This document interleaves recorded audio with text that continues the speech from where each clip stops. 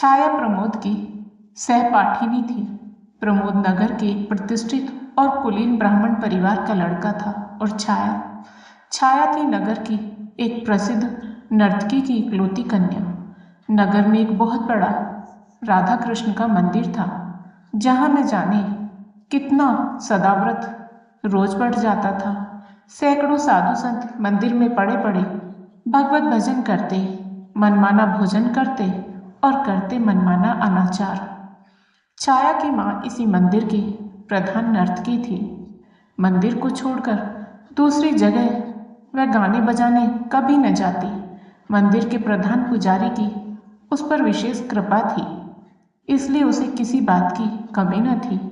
गंगा के किनारे उसकी विशाल कोठी थी, जहाँ से सदा संगीत की मधुर ध्वनि आया करती।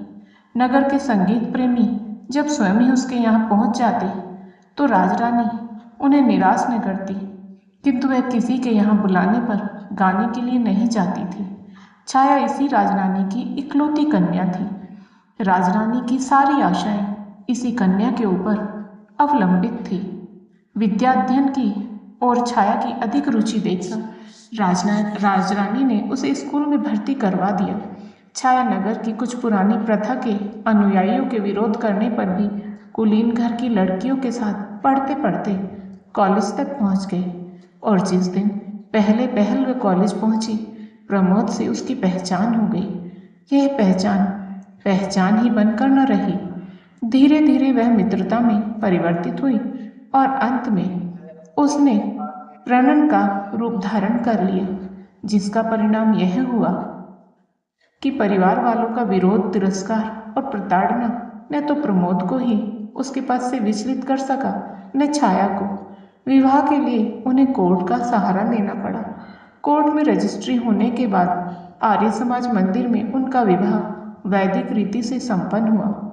अग्नि को साक्षी देकर वह दोनों पति पत्नी के पवित्र बंधन में बंध गए। बचपन से ही कुलीन घर की लड़कियों के साथ मिलते जुलते रहने के कारण उनके रीति रिवाजों को देखते देखते छाया के हृदय में एक कुल वधू का जीवन बिताने की प्रबल उत्कंठा जागृत हो उठी थी। प्रमोद के साथ विवाह सूत्र में बंधकर छाया ने उसी सुख का अनुभव किया। वह एक कुल वधू की ही तरह प्रमोद के इशारों पर नाचना चाहती थी। प्रमोद के न झुकने पर अपने हाथ से ही वह प्रमोद के कपड़े धोती। अभ्यस्त न होने पर भी दोनों समय प्रमोद के लिए वह अपने ही हाथ से भोजन बनाती और थाली परोसने के बाद जब तक प्रमोद भोजन करते वह उन्हें पंखा झला करती। प्रमोद के भोजन कर चुकने के बाद उनकी झूठी थाली में भोजन करने में वह एक अकथनीय सुख का अनुभव करती। इसके पहले इस प्रकार काम करने का उसके जीवन में कभी अवसर न आया था, किंतु धीरे धीरे उसने अपने आप को ऐसा अभ्यस्त कर लिया कि उसे कोई काम करने में कठिनाई न पड़ती। राजरानी को पुत्री की परिस्थितियों का पता लगता ही रहता था। वह सोचती कि मेरे साथ रहकर छाया यहाँ रानियों की तरह हुकूमत कर सकती थी। बड़े बड़े विद्वान रईस तक यहाँ आकर उसकी कदमबोसी कर जाया करती, किंतु उसकी तो मति ही पलट गई है। अपने आप ही उसने दासियों का सजीवन स्वीकार कर लिया है। छाया को किसी प्रकार फिर से अपने चंगुल में फांस लेने के प्रयत्न में वह अब भी लगी रहती। वह सोचती, ऐश आराम में पली हुई लड़की कितने दिनों तक कष्ट का जीवन बिता सकेगी, कभी न कभी चेतेगी और आवेगी। किंतु छाया तो माता के घर के ऐश आराम को घृणा की दृष्टि से देखती थी। यहाँ वह इस कष्ट में भी जिस सुख का अनुभव करती, उसकी आत्मा को जितनी शांति मिलती थी, उस रूप के हाट में, उस वैभव की चकाचौंध में उसके संताश का भी स्वप्न देखना छाया के लिए दुराशा मात्र थी। छाया प्रमोद के विशुद्ध और पवित्र प्रेम के ऊपर संसार की सारी विभूतियों को निछावर कर सकती थी। प्रमोद के साथ ये छोटा सा मकान उसे नंदनवन से भी अधिक सुहावना जान पड़ता था। सारांश यह है कि छाया को कोई इच्छा न थी। प्रमोद का प्यार और उसके चरणों की सेवा का अधिकार वह सब कुछ पा चुकी थी। प्रमोद के विवाह के बाद प्रमोद के माता पिता ने उन्हें अपने परिवार में सम्मिलित नहीं किया। अपने इकलौते बेटे को त्याग देने में उन्हें कष्ट बहुत था, किंतु प्रमोद के इस कृत्य ने समाज में उनका सिर नीचा कर दिया था। अतएव वह प्रमोद को क्षमा न कर सके। स्वाभिमानी प्रमोद ने भी माता पिता से क्षमा की याचना न की। अपनी समझ में उन्होंने कोई बुरा काम न किया था, इसलिए शहर में ही पिता के कई मकानों के रहने पर भी किराए के मकान में रहने लगे। परिवार और समाज ने प्रमोद को त्याग दिया था, किंतु उनके कुछ मित्र अपने ऐसे मित्र थे जो उन्हें इस समय में भी अपनाए हुए थे। अपने इस छोटे से इने गिने मित्रों के संसार में छाया के साथ रहकर प्रमोद को अब और किसी वस्तु की आवश्यकता न थी। आर्थिक कठिनाइयां कभी बाधा बनकर उनके सुख के सामने खड़ी हो जाएंगी, प्रमोद को इसका ध्यान भी न था। कॉलेज के प्रोफेसरों और प्रिंसिपल की उनके साथ बड़ी सहानुभूति थी। उनका आचरण कॉलेज में बड़ा उज्जवल रहा था और वे परीक्षाओं में सदा पहले ही आए थे, इसलिए वे थोड़ा प्रयत्न करने पर वहाँ प्रोफेसर हो सकते थे। परंतु सुख की आत्मविस्मृति तक बाह्य आवश्यकताओं की पहुंच कहाँ। कॉलेज में एक हिंदी के प्रोफेसर का स्थान खाली भी हुआ, किंतु प्रमोद अपने सुख में इतना भूल गए थे कि उन्हें और किसी बात का स्मरण ही न रहा। उनके मित्रों और छाया ने एक दो बार उनसे इस पद के लिए प्रयत्न करने के लिए कहा भी, किंतु उनका यह उत्तर सुनकर छाया, क्यों मुझे अपने आप से दूर भगा देना चाहती हो? छाया चुप हो गई। उसे अधिक कहने का साहस न हुआ। वह प्रमोद के भावुक स्वभाव से भली भांति परिचित थी। छोटी छोटी साधारण बातों का भी उनके हृदय पर बड़ा गहरा प्रभाव पड़ता था। यौवन जनित उन्माद और लालसाएं चिरस्थायी नहीं होती। इस उन्माद के नशे में जिसे हम प्रेम का नाम दे डालते हैं, वह वास्तव में प्रेम नहीं, किंतु वासनाओं की प्यास मात्र है। लगातार 6 महीने तक छाया के साथ रहकर अब प्रमोद की आंखों में भी छाया के प्रेम और सौंदर्य का वह महत्व न रह गया था जो पहले था। अब वह नशा कहाँ था? उन्हें अपने कर्तव्य का ज्ञान हुआ। उन्हें अब ऐसा जान पड़ता जैसे उन्होंने कोई बहुत बड़ी भूल कर डाली है। आर्थिक कठिनाइयां भी उन्हें पद पद पर शूल की तरह कष्ट पहुंचा रही थी। इसके अतिरिक्त माता पिता के स्नेह का अभाव उन्हें अब बहुत खटक रहा था। उनका चित्त व्याकुल सा रहता, बार बार उस स्नेह की शीतल छाया में दौड़कर शांति पाने के लिए उनका चित्त चंचल हो उठता। माता पिता के स्नेह में जो शीतलता, ममता का मधुर दुलार और जो एक प्रकार की अनुपम शांति मिलती है, वह उन्हें छाया के पास न मिलती। छाया के प्रेम में उन्हें सुख मिलता था, शांति नहीं। स्नेह मिलता पर शीतलता नहीं, आनंद मिलता पर तृप्ति नहीं। हाँ, प्यास और तीव्र होती जान पड़ती। आनंद और सुख के जलन की मात्रा अधिक मालूम होती। वे माता पिता के स्नेह के लिए अत्यधिक विकल रहते, किंतु जब माता पिता ने ही उन्हें अपने प्रेम के पलने से उतार कर अलग कर दिया, तब स्वयं उनके पास जाकर उनके प्रेम और दया की भिक्षा मांगने प्रमोद के स्वाभिमानी स्वभाव के विरुद्ध था। प्रमोद का स्वास्थ्य भी अब पहले जैसा न रह गया था। दुश्चिंताओं और आर्थिक कठिनाइयों के कारण वे बहुत कृष्ण और विक्षिप्त से रहते। समाज में भी अब वह मान प्रतिष्ठा न थी। हर स्थान पर उनके इसी विवाह की चर्चा सुनाई पड़ती। प्रमोद के इस कार्य से ही नहीं, स्वयं प्रमोद से भी किसी को किसी प्रकार की कोई सहानुभूति न रह गई थी। अब लोग प्रायः यही कहते कि प्रमोद तो 2 ही 3 साल के बाद अपने इस कृत्य पर पछताएगा। यह विवाह प्रमोद सरीखे विवेकी और विद्वान युवक के लिए अनुकूल नहीं हुआ। ठहरी तो आखिर वैश्या की लड़की ही ना, कितने दिन तक साथ देगी? वैश्या भी किसी की होकर रही है या ये रहेगी? इस प्रकार न जाने कितने तरह के आक्षेप प्रमोद को सुनने में आते। इन सब बातों को सुन सुनकर प्रमोद की आत्मा विचलित सी हो उठी। उन्हें इन सब बातों का मूल कारण छाया ही जान पड़ती। वे सोचते, कहाँ से मेरी छाया से पहचान हुई, न उससे मेरी पहचान होती और न विपत्तियों का समूह इस प्रकार मुझ पर टूट पड़ता। वे अब छाया से कुछ खिंचे खिंचे से रहने लगे। उनके प्रेम में अपने आप शिथिलता आने लगी। छाया का मूल्य उनकी आंखों में घटने लगा, पर प्रमोद स्वयं से ये सब चाहते न थे। छाया में वैश्या की लड़की होने के अतिरिक्त और कोई अवगुण मिलता न था। वे विवश थे। हृदय के ऊपर किसका वश चला है। वे अपने व्यवहार पर स्वयं ही कभी कभी दुखित हो जाते, फिर वही भूल करते। कभी कभी औरों के सामने भी छाया से वे ऐसा व्यवहार कर बैठते जो अनुचित कहा जा सकता था। छाया सुख की छाया में ही पलकर बड़ी हुई थी। अपमान, अनादर और तिरस्कार के ज्वालामय संसार से वह परिचित न थी। अब पद पद पर उसे प्रमोद से प्रेम के कुछ मीठे शब्दों के स्थान पर तिरस्कार से भरा हुआ अपमान ही मिलता था। प्रमोद के इस परिवर्तन के बाद भी छाया ने समझ लिया था कि प्रमोद के हृदय में उसने एक ऐसा स्थान बना लिया है जिस तक किसी और की पहुंच नहीं है। उसे इसी में संतोष था। एक कुलवधू इसके अतिरिक्त और चाहती ही क्या है। पत्नी के रूप में पहुंचकर छाया ने अपना अस्तित्व ही मिटा दिया था। प्रमोद के चरणों में उसके लिए थोड़ा सा स्थान बना रहे, यही उसकी साधना थी।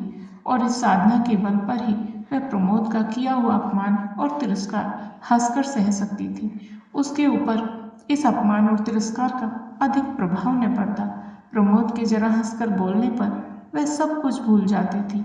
उसे कुछ याद रहता तो केवल प्रमोद का मधुर व्यवहार। प्रमोद के माता पिता आखिर पुत्र को कितने दिनों तक छोड़कर रह सकते थे, और अब तो प्रमोद के साथ साथ उन्हें छाया पर भी ममता हो गई थी। उनका क्रोध महीने डेढ़ महीने से अधिक न ठहर सका।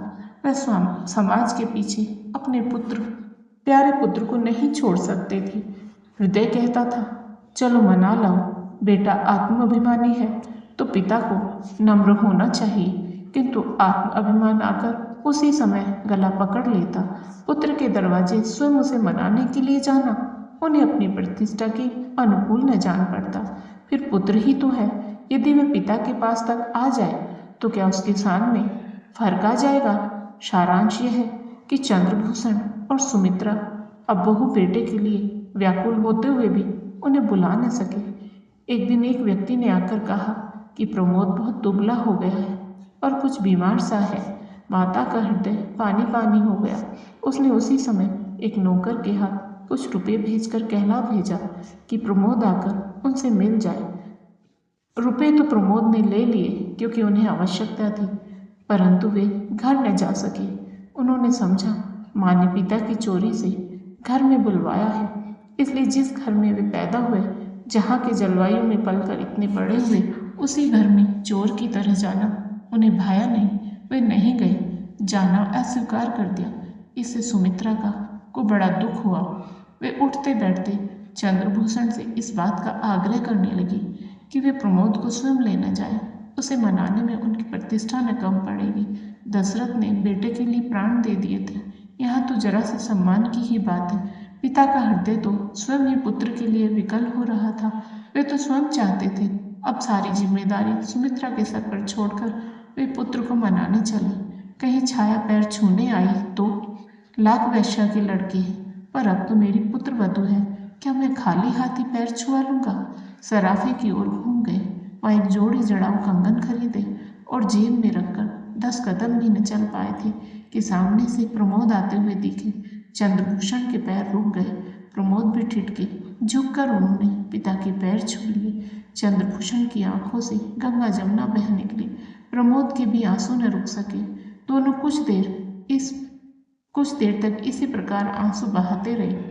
कोई बातचीत न हुई। अंत में गला साफ करते हुए चंद्रभूषण ने कहा, घर चलो बेटा, तुम्हारी माँ रात दिन तुम्हारे लिए रोया करती है। प्रमोद ने कोई आपत्ति न की, चुपचाप पिता के साथ घर चले गए। उस दिन वे बहुत रात घर लौटे। उनकी बाट जोहते जोहते छाया भूखी प्यासी सो गई थी। जब प्रमोद अपने कमरे में पहुंचे तो 12 बज रहे थे। इस समय छाया को जगाना उन्होंने उचित नहीं समझा। विलंब से लौटने का दुख था, जबकि वे भोजन कर चुके थे और छाया उनकी प्रतीक्षा में भूखी ही सो गई थी। उन्हें छाया के ऊपर दया आई। उसके सिर पर हाथ फेरते फेरते वे नींद की प्रतीक्षा करने लगे। छाया गाढ़ी निद्रा में सोई थी। उसके चेहरे पर कभी हंसी और कभी विषाद की रेखा खींच जाती थी। प्रमोद यह देख रहे थे। आज उन्हें अपने कटु व्यवहार तीर की तरह चुभने लगे। इसी सोच विचार में वे सो गए। छाया की भी नींद खुली। घड़ी की ओर देखा, 1:30 बज रहे थे। पास ही प्रमोद सुख की नींद ले रहे थे। वह बड़ी व्याकुल हुई। उसने अपने आप को न जाने कितना धिक्कारा। ऐसी नींद भी भला किस काम की? वे आए और भूखे प्यासे सो रहे, और यह निगोड़ी आंखें न खुली। यह सदा के लिए बंद हुई थी। कभी कभी खुलने की ही लिमुदी थी ना, फिर खुलने के समय पर क्यों न खुली? इसी प्रकार अनेक विचार उसके मस्तिष्क में आ आकर उसे विकल करने लगे। छाया फिर सो न सकी। बाकी रात उसने करवट बदलते ही बिताई। सवेरे उठकर उसने प्रमोद का कोट टटोला। उसकी जंजीर जो की त्यों पड़ी थी। दूसरी जेब में 25 रुपये भी थे। जंजीर बेची भी नहीं, गिरवी भी नहीं रखी। फिर ये रुपये कहाँ से आए? प्रयत्न करने पर भी छाया इस उलझन को न सुलझा सकी। सवेरे प्रमोद सोकर उठे तब उनका चेहरा और दिनों की अपेक्षा अधिक प्रसन्न था। उठने पर उन्होंने छाया से पिता की मुलाकात, अपने घर जाने की बात और वहाँ के सब लोगों के व्यवहार और बर्ताव सभी बतलाए। छाया सुनकर प्रसन्न हुई, किंतु उस घर में छाया भी प्रवेश कर सकेगी या नहीं, न तो इसके विषय में प्रमोद ने कुछ कहा और न ही छाया को पूछने का साहस हुआ। अब प्रमोद की दिनचर्या बदल गई थी। वह सवेरे उठते ही अपनी माँ के पास चले जाते, वहीं हाथ मुँह धोते, वहीं दूध पीते, फिर अखबार पढ़ते पढ़ाते, मित्रों से मिलते जुलते वे करीब 11-12 बजे घर लौटते। इस समय उन्हें घर आना ही पड़ता, क्योंकि छाया उन्हें भोजन कराए बिना खाना न खाती थी। छाया को प्रमोद के सहवास का अभाव बहुत खटकता था, किंतु वह प्रमोद से कुछ न कह सकती थी। वह कुछ ऐसा अनुभव करती थी जैसे प्रमोद के चरणों पर अपना सर्वस्व निछावर करके भी वह प्रमोद को उस अंश तक नहीं पा सकती है जितना एक सहधर्मिणी का अधिकार होता है। इसी प्रकार 6 महीने और बीत गए। आज वही तिथि थी जिस दिन छाया और प्रमोद विवाह के पवित्र बंधन में बंधकर एक हुए थे। वह आज बड़ी प्रसन्न थी। सवेरे उठते ही उसने स्नान किया, एक गुलाबी रंग की रेशमी साड़ी पहनी, जो कुछ आभूषण थे वह सब पहनकर वह प्रमोद के उठने की प्रतीक्षा करने लगी। प्रमोद उठे और उठकर प्रतिदिन के नियम के अनुसार पिता के घर जाने लगे। छाया ने पहले तो उन्हें रोकना चाहा, किंतु फिर कुछ सोचकर बोली, आज जरा जल्दी लौटना। क्यों, कोई विशेष काम है? प्रमोद ने पूछा। आज अपने विवाह की वर्षगांठ है, कुछ प्रसन्नता और कुछ संकोच के साथ छाया ने उत्तर दिया।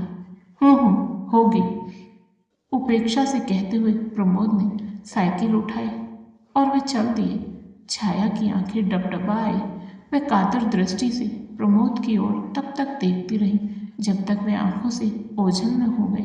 फिर भीतर आकर अन्य मनस्क भाव से घर के कामकाज में लग गई। भोजन में आज उसने कई चीजें जो प्रमोद को बहुत पसंद थी बनाई, किंतु इधर भोजन का समय निकल जाने पर भी प्रमोद घर न लौटे तो वह चिंतित हुई। उससे रहा न गया। उठकर वह प्रमोद के घर की तरफ चली। जहाँ न जाना चाहती थी वहीं गई, जो कुछ न करना चाहती थी वही किया। घर के सामने पहुंचकर उसने देखा कि चंद्रभूषण तख्त पर बैठे हैं। छाया को देखते ही वे कुछ स्तंभित हुए, किंतु तुरंत ही आदर भाव प्रदर्शित करते हुए बोले, आओ बेटी, कैसे आई हो? आओ बैठो। छाया को ससुर से इस सद्व्यवहार की आशा न थी। वह उनके इस सद्व्यवहार पर बड़ी प्रसन्न हुई। उसकी समझ में न आता था कि वह प्रमोद के विषय में कैसे पूछे। इसी पशुपेश में वह कुछ देर चुपचाप खड़ी रही। अंत में अपने सारे साहस समेटकर उसने पूछा, वे कहाँ हैं? किसे? प्रमोद को पूछती हो? वह तो इधर कल शाम से ही नहीं आया, पर हाँ, वह पराया मिस्टर अग्रवाल के यहाँ बैठा करता है। तुम ठहरो, मैं उसे बुलवाए देता हूँ, चंद्रभूषण ने उत्तर दिया। उधर प्रमोद की माँ दरवाजे की आड़ से खड़ी खड़ी छाया को निहार रही थी और मन ही मन सोच रही थी, कैसी चांद सी है। चार ढाल से भी कुलीन घर की बहू बेटियों से कुछ अधिक ही जचेगी, कम नहीं। बातचीत का ढंग कितना अच्छा है, स्वर कितना कोमल और मधुर है। चूल्हे में जाए वह सम्मान जिसके कारण मैं इस हीरे के टुकड़े को अपने घर में अपनी आंखों के सामने नहीं रख सकती। छाया फिर बोली, आप उन्हें न बुलवाकर मुझे ही वहाँ पहुँचवा दें। अच्छी बात है, कह के चंद्रभूषण अपने एक विश्वास पात्र नौकर के साथ छाया को मिस्टर अग्रवाल के घर भेजकर भीतर आए। पत्नी से कहा, वह लड़की जिसके साथ तुम्हारे बेटे ने ब्याह किया है आज आई थी। पत्नी ने तिरस्कार के स्वर में कहा, वह बेचारी तो उपत के तुम्हारे दरवाजे तक आई और तुमसे इतना भी न बन पड़ा कि उसे घर के भीतर तक लिवा लाई। चंद्रभूषण सिर खुजाने लगे। वाह, मैंने तो तुम्हारे ही डर के मारे नहीं बुलवाया, नहीं तो बुलाने को क्या हुआ था, अपनी ही तो बहू है। फिर वे उठकर भीतर गए। अलमारी से वही कंगन की जोड़ी जो उस दिन उन्होंने खरीदी थी लाकर पत्नी के सामने धर दी। बोले, लो, अब जब आवे तो उसे यह कंगन पहना देना। सुमित्रा ने चकित दृष्टि से एक बार कंगन और एक बार पति की ओर देखा, फिर प्यार किंतु तिरस्कार स्वर में बोली, मेरे लिए तो ऐसा कंगन कभी न लाए थे, अपनी बहू के लिए कैसे चुपचाप खरीद लाए, किसी को मालूम भी न होने पाया। छाया ने मिस्टर अग्रवाल के घर पहुंचकर देखा प्रमोद ताश के खेल में तल्लीन है। वहां पर कई युवक और युवतियां थी। प्रमोद सबसे हंस हंसकर बातें कर रहे थे। वहां पर मिस्टर अग्रवाल की कन्या शांता को छोड़कर छाया किसी को पहचानती न थी। शांता से छाया का परिचय भी प्रमोद ने ही करवाया था। शांता प्रमोद की बाल सहेली थी और वे उसका बहुत आदर करते थे, किंतु आज प्रमोद का शांता के पास इस तरह बैठे रहना जाना और छाया की उपेक्षा करना छाया को बड़ा कष्टकर जान पड़ा। वह सोचने लगी, यहाँ न आती तो अच्छा होता। वह बैठ न सकी। 10 मिनट तक चुपचाप खड़ी देखती रही। अंत में शांता की नज़र उस पर पड़ी। उसने उठकर छाया को आदर के साथ बिठाया। प्रमोद को छाया का इस प्रकार उसकी खोज में ही सही उसके मित्रों के घर तक पहुंचना अच्छा न लगा। उन्होंने वहीं सबके सामने उसे डांट दिया। वे सिर से पैर तक जल उठे। कुछ देर वहां बैठकर फिर वे अपने घर आए। घर पहुंचकर उन्होंने छाया को खूब आड़े हाथों लिया। जो कुछ जी में आया क्रोधावेश में कहते गए। क्रोध में न मनुष्य में बुद्धि रह जाती है न विवेक। प्रमोद ने जो कुछ कहना था वह भी कहा और जो कुछ न कहना था वह भी कहा। अंत में उन्होंने यहाँ तक कह डाला कि तुम अपने परिवार की चाल क्यों छोड़ सकोगी, गली गली घूमोगी नहीं तो काम कैसे चलेगा। तुम तो मालूम होता है वही करोगी जो तुम्हारी माँ आज तक कर रही है। छाया कट सी गई। अपमान उसके चेहरे पर तड़प उठा, किंतु वह कुछ नहीं बोली। वह जानती थी कि कुछ बोलकर अपना हित जोड़कर वह हित नहीं कर सकती। अतः अंत तक अपने इस कार्य के लिए वह विनम्र भाव से प्रमोद से क्षमा मांगती रही और इस बात का आश्वासन देती रही कि अब उससे ऐसी भूल कभी न होगी। किंतु प्रमोद अपने को शांत न कर सके। वे उन्मत्त की तरह कभी टहलते और कभी चुपचाप लेट जाते। अंत में कुछ देर तक इधर उधर टहलकर वे छाया से बोले, छाया, मैं तो मिस्टर अग्रवाल के घर जा रहा हूँ, वहाँ मुझे कुछ शांति मिलती है। शांता के पास पहुंचकर मैं एक प्रकार के सुख और शीतलता का अनुभव करता हूँ। वहाँ मैं सारी दुश्चिंताओं से क्षण भर के लिए अपने आप को मुक्त पाता हूँ। वहाँ मैं जितना अधिक रहूँ रहने दिया करो। तुम्हारे पास मुझे सिवा ग्लानि और क्षोभ के कुछ नहीं मिलता। तुम्हारे पास मैं शांति नहीं किंतु अशांति ही अधिक पाता हूँ। शीतलता नहीं, मुझे जलन होती है। और यह सच तो है छाया कि अब मैं तुमसे घृणा करने लगा हूँ। तुम्हारी माँ के घर की दासी का आना जाना मैं संदेह की दृष्टि से देखता हूँ। मुझे तुम्हारे ऊपर विश्वास नहीं रह गया। अब तुम मेरे पीछे मत पड़ो, तुम्हें स्वतंत्र किए देता हूँ। तुम चाहो तो अपनी माँ के पास जाकर सुख से रह सकती हो। मैंने तो तुम्हारे साथ इतने दिनों तक रहकर भर पाया। बस अब और अधिक मुझे अपने साथ रहने के लिए विवश मत करो। रोने धोने का मुझ पर कोई असर नहीं होगा। जहाँ मैं थोड़ी शांति पाता हूँ वहाँ जाने दो। कहते हो प्रमोद बाहर चले गए। अरे तो ऐसे कंगनों के लिए कलाई भी तो वैसी ही चाहिए।